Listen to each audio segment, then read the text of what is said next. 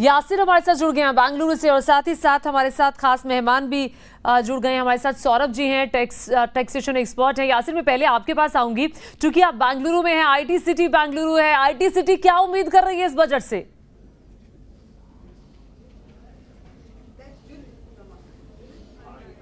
जी बिल्कुल, देखिए निर्मला सीतारमण जो है टैब पर ही बजट भी पेश कर रही है, तो आईटी सेक्टर का ज़रूरी जानना है कि उनकी उम्मीदें क्या है इस बजट से। और हमारे साथ इस पर बात करने के लिए मौजूद है पद्मनी नवलगुण जी, जो कि प्रोजेक्ट मैनेजर है बॉश ग्लोबल सॉफ्टवेयर की। मैम, अगर हम सॉफ्टवेयर सेक्टर की बात करें, क्योंकि बेंगलुरु है, सॉफ्टवेयर सेक्टर का नाम तो आना ही है, क्या उम्मीदें हैं इस बार बजट से?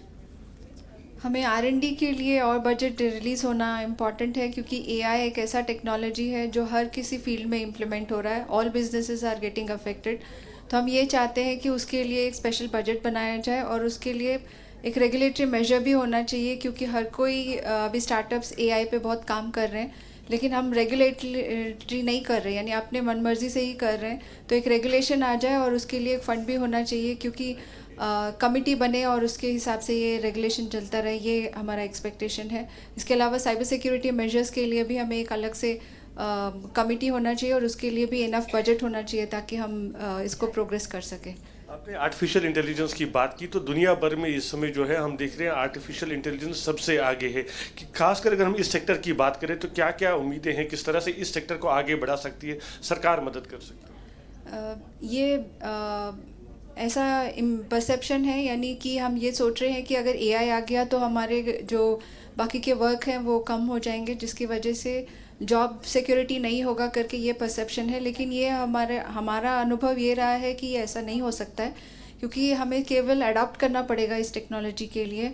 और मेरा ये मानना है कि हम जो इंडिया में जो कर रहे हैं वो अभी तक तो बेहतरीन है ही है, तो इसको अगर हम ग्लोबल लेवल पे लेके जा सकते हैं, जिसके लिए गवर्नमेंट अगर सपोर्ट करे with more of avenues global representation के लिए, तो उसमें हम लोग अपना प्रदर्शन कर सकते हैं। स्टार्टअप्स की अगर हम बात करें तो लगातार मांग हो रही है टैक्सेस को लेकर। जब स्टार्टअप्स की बात है, क्या उम्मीद है कि इस बार कुछ बदलाव होगा?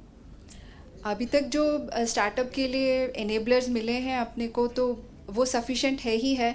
लेकिन हमें ऐसा लग रहा है कि स्टार्टअप्स को अगर सही दिशा में लेके जाएं तो वो भी बहुत काम कर सकते हैं, क्योंकि अभी हम एज इंडस्ट्री हम स्टार्टअप के साथ भी कोलैबोरेशन कर रहे हैं। हम उनके साथ कॉम्पीट नहीं कर रहे हैं, क्योंकि साथ में अगर जैसे कहा जाता है सबके साथ सबका विकास, तो हम भी उसी के मायने में रखते हुए ये सोच रहे हैं कि स्टार्टअप को भी हम साथ में लेके जा सकते हैं। तो पर से स्टार्टअप के लिए जो इंफ्रास्ट्रक्चर दिया जा रहा है, स्पेशली CII से भी ऐसे इंफ्रास्ट्रक्चर्स मिल रहे हैं, इकोसिस्टम भी बनाया जा रहा है जिससे स्टार्टअप भी अपने साथ बूम कर सकते हैं। अगर हम IT और BT सेक्टर की बात करें तो अब हम देख रहे हैं कई और देशों में भी जो है IT सेक्टर बूम पे है, जिसका असर हम देख रहे हैं। और इकोनॉमी पे जो है ग्लोबल लेवल में हम देख रहे थे कि कम यहाँ पर भी पड़ रहा है उसका। तो क्या इस बजट में ऐसा कुछ हो सकता है कि वापस इंडिया जो है पोजीशन पे आ जाए जिस तरह से हमने पहले देख रहे थे? उम्मीद तो यही किया जा रहा है कि जो हम GCC हैं जिनके लिए हमें टैक्स देना पड़ रहा है, अगर उस पर सरकार नज़र रखे तो हम भी लेवल पे आ सकते हैं। क्योंकि अभी तक